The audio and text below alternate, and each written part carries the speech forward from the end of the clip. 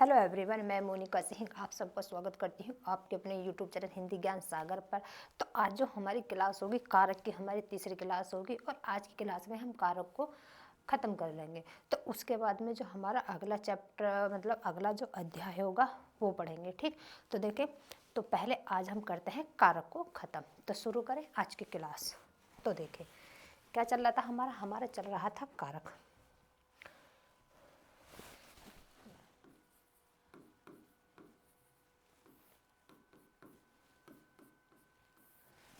तो पढ़ रहे थे हम क्या, कारक।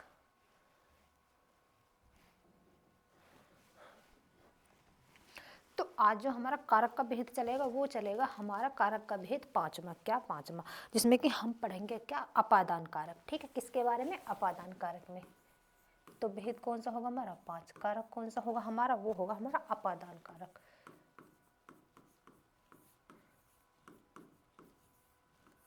ठीक है, क्या होगा, अपादान कारक।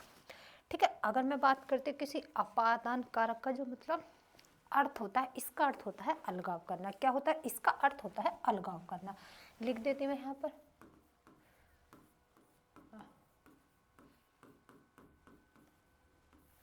ठीक है, अर्थ क्या होता है इसका, अलगाव। ठीक है, या फिर किसी चीज को मतलब अलग होना।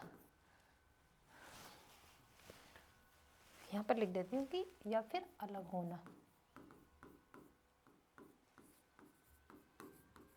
क्या हो जाएगा, अलग होना। ठीक है, तो इसकी विभक्ति की बात करते हैं। तो इसकी विभक्ति क्या होगी,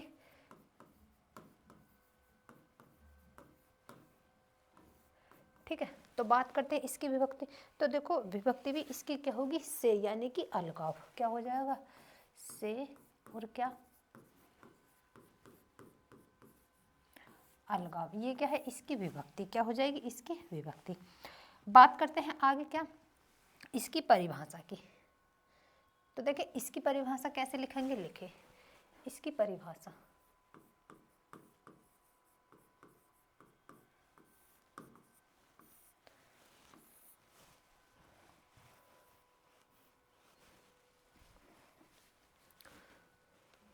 तो लिखेंगे इसकी परिभाषा की संज्ञा या सर्वनाम,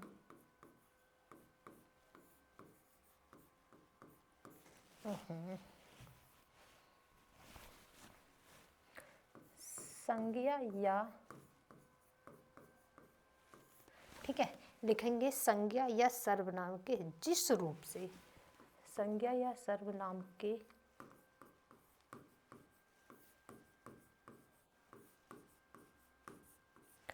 ठीक है, क्या, जिस जिस रूप से, जिस रूप से, ठीक है, क्या, दूर होने, दूर होने, या फिर मैं कह दूं दूर होने, या फिर क्या, निकलने, दूर होने लिखें, निकलने, या फिर कि डरने, या तुलना, क्या, डरने, तुलना करने, तुलना करने, ठीक है, क्या, तुलना करने तथा रक्षा करने, तथा क्या हो जाएगा, हाँ, रक्षा करने का बोध हो। ऐसे लिखेंगे, रक्षा करने का बोध हो, रक्षा करने का बोध हो, उसे अपादान कारक कहते हैं, उसे अपादान कारक कहते हैं। ठीक है, तो उसे क्या कहेंगे, अपादान कारक कहते हैं। अब बात करते हैं इसके उदाहरण की। तो उदाहरण क्या होगा इसके, इसके बात करते हैं उदाहरण। तो देखें उदाहरण, मैं कहूँ जैसे कि मतलब इसकी मैंने पहचान बताई, यानी कि जो चीज़ मतलब अलग होती है, जो चीज़ अलग होती है। मैं कहूँ जैसे कि मैंने लिखा है ऐसे कि बादलों से, लिखे उदाहरण, बादलों से ओले गिरे,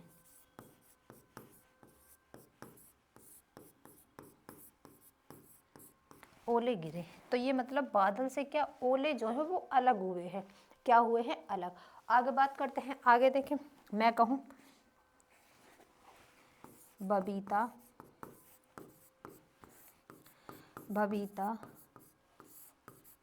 रोहन से दूर चली गई। तो बबीता किससे, रोहन से दूर चली गई, यानी कि अलग हुई है। आगे और बात करते हैं, और उदाहरण देखें, मैंने कहा मैं दिल्ली से कानपुर जा रहा हूँ। तो ये क्या मतलब, दिल्ली से कानपुर जा रहा है, तो दिल्ली से अलग होकर जा रहा है, दिल्ली से मतलब कहाँ जा रहा है, कानपुर जा रहा है। मैं कह लूँ हिमालय से गंगा निकलती है। तो हिमालय से गंगा क्या हो रही है, अलग हो रही है, तो हिमालय से गंगा निकलती है। आगे बात करते हैं, और देखिए इसके एग्जाम्पल और इसके उदाहरण देखते हैं। तो देखें, मैं कहूँ हिमालय से, और देखें पेड़ से, ठीक है, लिखे पेड़ से पत्ता गिरता है, पेड़ से पत्ता क्या होता है, गिरता है, यानी कि पत्ता अलग हो रहा है, किससे, पेड़ से। और देखिए इसके एग्जाम्पल, और जैसे कि मैं कहूँ वह बस से उतर रहा है, वह बस से उतर रहा है, वह बस से उतर रहा है। तो बस से अलग हुआ है, बस से उतर रहा है। मैं कहूँ, देखो इसमें तुलना की भी बात की जाती है। मैं कहूँ जैसे सीमा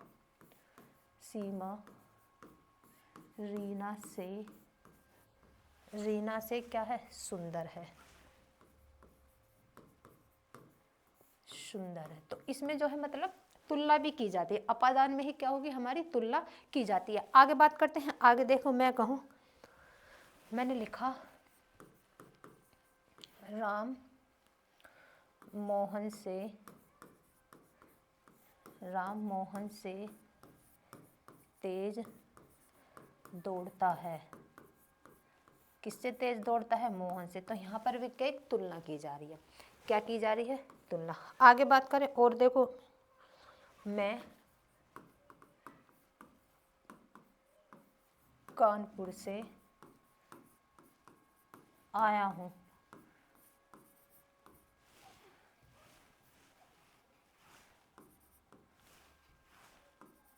मैं कानपुर से आया हूँ, ठीक है। तो और देखें, आपने मुझे डूबने से बचाया, ठीक है, आपने मुझे डूबने से बचाया। तो ये क्या हो गया हमारे, अपादान कारक। तो ये 5वां भेद होगा। अब पढ़ते हैं अगला भेद। अगला भेद कौन सा होगा हमारा, छठा, क्या होगा, नंबर 6। तो नंबर 6 पे होगा हमारा संबंध कारक।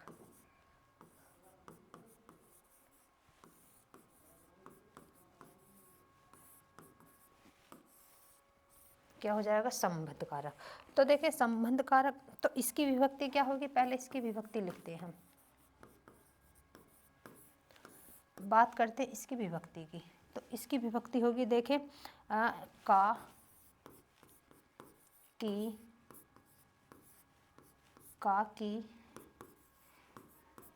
के होगी, और क्या हो जाएगी, रा, री,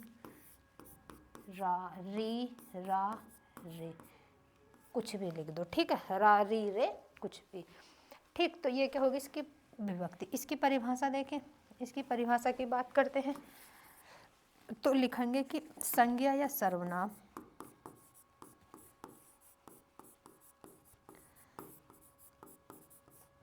लिखें, संज्ञा सर्वनाम के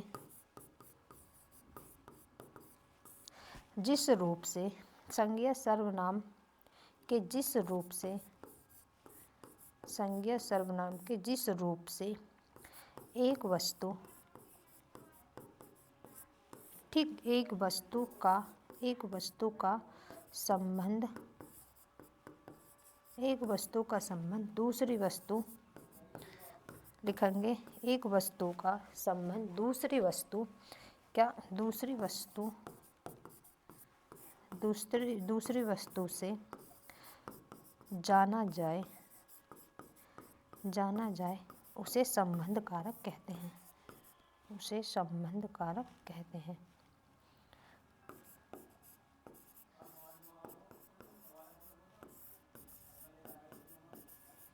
संबंध कारक कहते हैं। अब बात करते हैं किसके, इसके उदाहरण की।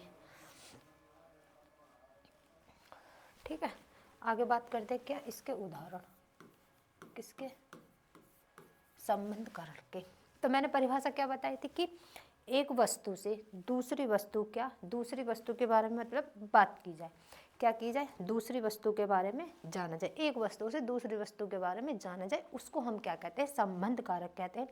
आगे बात करते हैं इसकी क्या, उदाहरण। अब मैं कहूँ राम, लिखें राम का भाई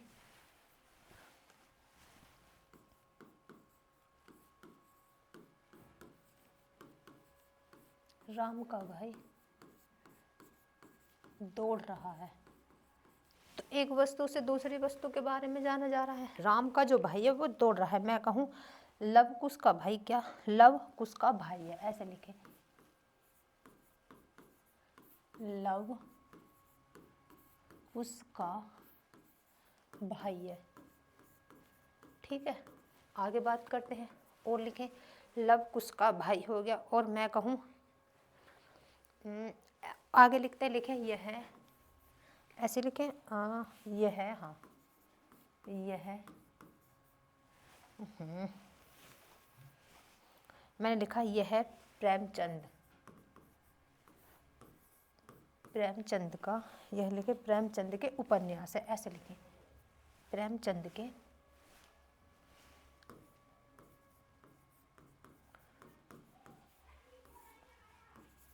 के क्या है, उपन्यास है। ठीक है, प्रेमचंद के उपन्यास है। और बात करते हैं, और देखें मैंने लिखा कि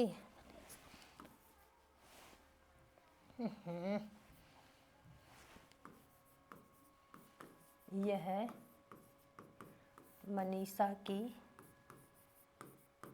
पुस्तक है, यह मनीषा की पुस्तक है। और देखें तुम्हारा भाई, ऐसे लिखें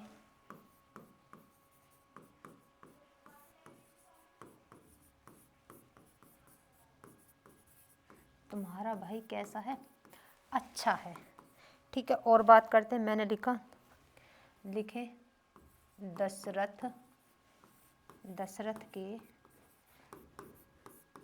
4 पुत्र हैं। तो पता है सबसे ज़्यादा जो हमें उदाहरण पे ध्यान देना चाहिए, जितने से ज़्यादा हम उदाहरण करेंगे उतनी ही हमारी चीज़ें ज़्यादा समझ में आएंगी। ठीक है, तो बात करते हैं अब आगे, अगला होगा अब हमारा। ठीक, तो ये हो गए हमारे कितने भेद, 6 भेद। अब बात करते हैं हम अगले भेद की, जो होगा नंबर कौन सा हमारा 7। क्या होगा, नंबर 7। तो नंबर 7 में हम क्या पढ़ेंगे, देखें नंबर 7 में हमें पढ़ना है आगे,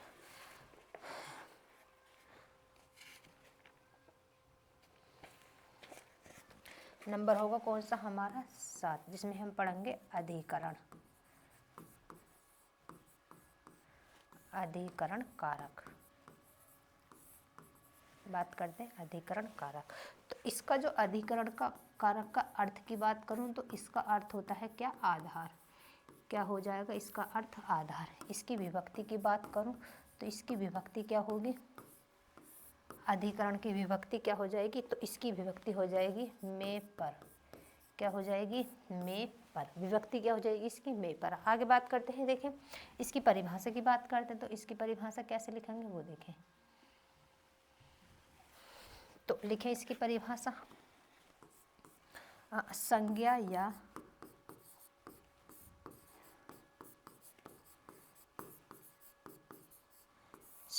सर्वनाम के जिस रूप से है क्रिया का आधार, लिखेंगे ऐसे, क्रिया का आधार सूचित होता है,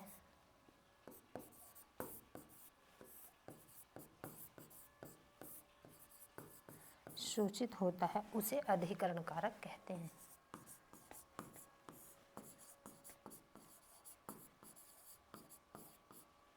उसे अधिकरण कारक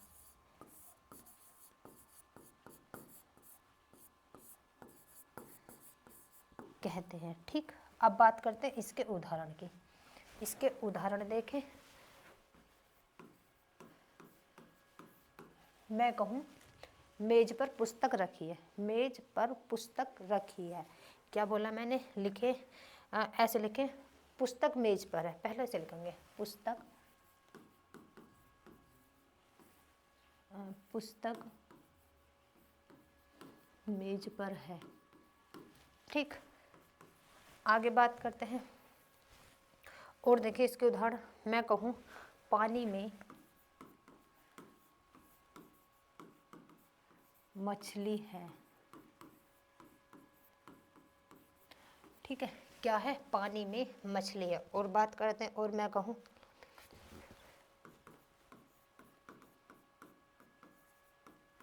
तालाब में, ठीक है, लिखेंगे ऐसे, तालाब में कछुआ, हाँ ऐसे लिखेंगे, तालाब में कछुआ तैर रहा है। ठीक है, तालाब में कछुआ तैर रहा है। आगे बात करते हैं और देखते हैं इसके उदाहरण। मैं कहूँ जैसे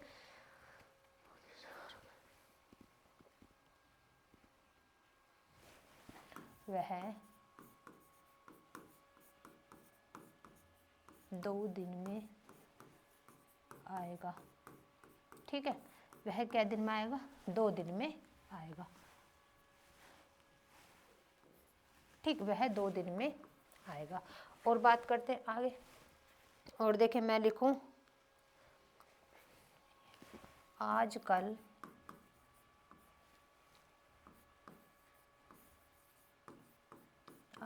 वह घर पर ही है। तो ये भी किसका होगा? हमारा, इसी का उदाहरण होगा। और देखें, मैं कहूँ जैसे कि सड़क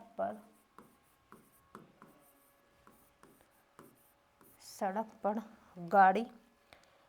गाड़ी खड़ी है। हाँ ऐसे लिखेंगे, सड़क पर गाड़ी खड़ी है, सड़क पर गाड़ी खड़ी है। और देखें मछली पानी में रहती है, मछली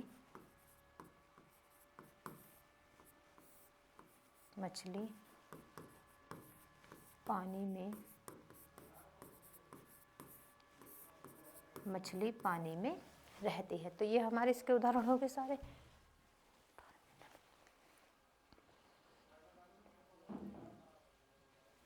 और देखिए, मैं कहूँ जैसे कि गाड़ी 10 बजे, क्या गाड़ी 10 बजे छूटती है, गाड़ी 10 बजे छूटती है। ठीक है, अब बात करते अगला। नंबर कौन सा होगा? 8। नंबर कौन सा होगा? 8, जो कि होगा हमारा लास्ट कारक। ये होगा हमारा संबोधन। क्या हो जाएगा? संबोधन कारक। इसकी क्या है? विभक्ति की बात करते हैं। इसकी विभक्ति क्या होगी? विभक्ति देखें, विभक्ति होगी इसकी हे, ओ, इसमें आ जाएगी अरे, हाय, हाय हो गया, हो भी इसी की है, रे, आदि। ठीक है, आदि। इसकी परिभाषा की बात करते तो देखें इसकी परिभाषा कैसे लिखेंगे।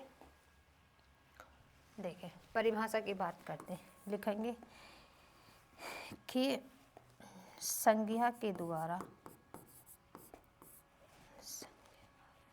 ऐसे लिखेंगे, संज्ञा के जिस रूप से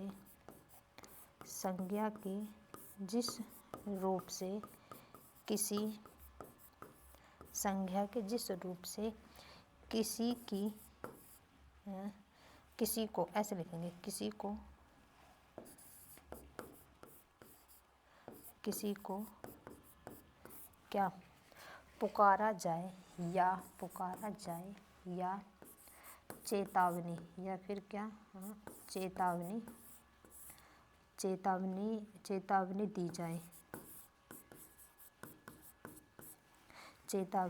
दी जाए, उसे हम संबोधन कारक कहते हैं। ठीक है, उसे हम क्या कहेंगे? संबोधन कारक कहते हैं। अब बात करते हैं इसके उदाहरण की। ठीक है, देखिए इसके उदाहरण।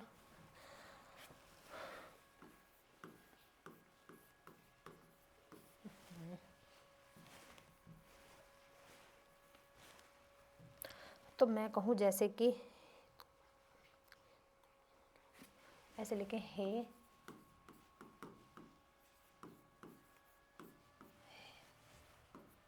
हे तुम यहाँ क्या कर रहे हो? हे तुम यहाँ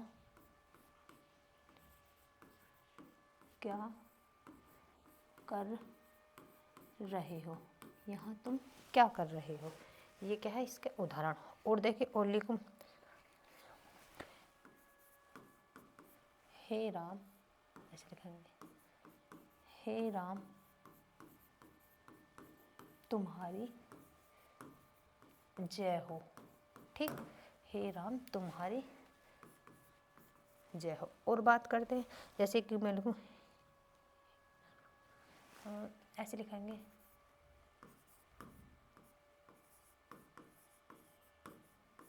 हे ईश्वर मुझे पास कर दो। हे ईश्वर मुझे क्या पास कर दो। आगे बात करते हैं, आगे देखो मैं लिखूं, और देखें, हे ईश्वर रक्षा करो। तो ये भी क्या हो जाएगा? हमारा संबोधन कारक उदाहरण। और जैसे कि मैं लिखूं, हाय राम, ऐसे लिखें, हाय वह, ऐसे लिखें, हाय वह मर गया। ठीक है, बोलते हैं ना कि हाय वह मर गया। ठीक, अब बात करते हैं और देखें आगे। मैं लिखूं, वह तुम, लिखेंगे तुम सफल हो जाओ। तुम सफल हो जाओ। तुम सफल हो जाओ। आगे बात करते हैं और देखें एक जार, ए, ऐसे लिखे, ए लड़के क्या, हे लड़के जरा इधर आओ। ऐसे लिखेंगे, जरा इधर आओ। ठीक है, हे लड़के क्या, जरा इधर आओ। ठीक, तो ये हो गया हमारा क्या, ये हो गया हमारा संबोधन कारक। तो आज जो हमने मतलब कारक के, हमारा कारक जो है अध्याय खत्म हो चुका है। तो जो अब हम अगला अध्याय होगा हमारा शुरू, वो होगा हमारा समास। क्या होगा? समास, जो कि हम पढ़ेंगे अगले क्लास में। ठीक, अब जो भी मतलब हमारे वीडियो को देखता है, हमारे क्लास को देखता है, तो देखिए कल से हमारी क्लास 9 बजे लाइव चला करेगी। ठीक है, कितने बजे? 9 बजे लाइव। ठीक, तो मिलते हैं अब कल की क्लास में 9 बजे। तो आज के लिए इतना ही। Thank you.